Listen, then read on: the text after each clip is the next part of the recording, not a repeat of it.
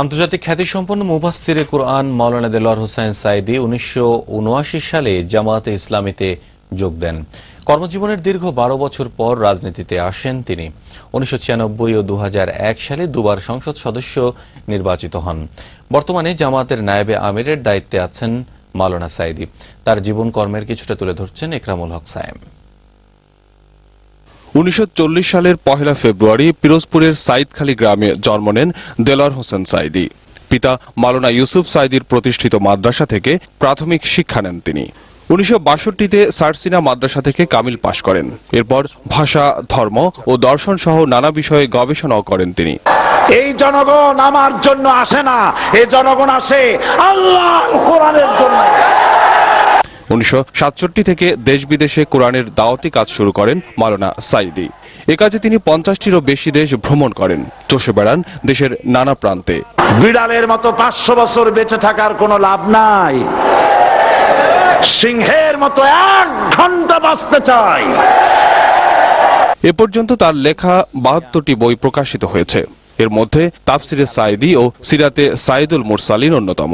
সেই ব্যক্তির মর্যাদাই শ্রেষ্ঠ যে ব্যক্তি আল্লাহকে ভয় করে। ইন্না আকরামাকুম ইনদাল্লাহি আতকাকুম। দেলোয়ার হোসেন সাঈদী ১৯৭৯ সালে জামাতে ইসলামীতে যোগ দেন।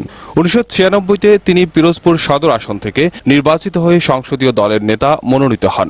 ২০০১-এ তিনি পুনরায় সংসদ সদস্য নির্বাচিত হন। সবশেষ জামাতের নায়েবে আমিরের দায়িত্বে রয়েছেন আল্লামা দেলোয়ার হোসেন সাঈদী।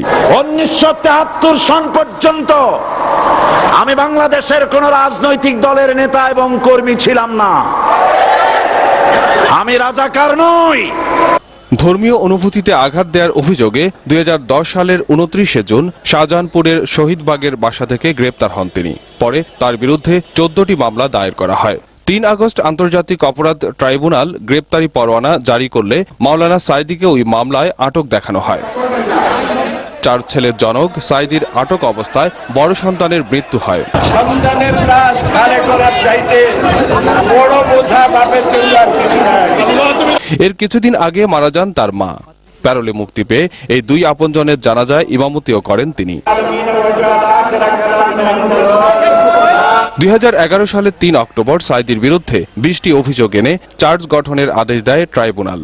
প্রসিকিউশন থেকে বলা হয়, মুক্তিযুদ্ধের সময় দেলোয়ার শিকদার নামে মাওলানা সাঈদী মানবতা বিরোধী অপরাধের সাথে সম্পৃক্ত ছিলেন। তবে দেলোয়ার হোসেন সাঈদী আর দেলোয়ার শিকদার এক ব্যক্তি নন বলে আদালতে যুক্তিতর্ক উপস্থাপন করেন তার আইনজীবীরা। একরামুল হক সায়েম, দিগন্ত টেলিভিশন, ঢাকা।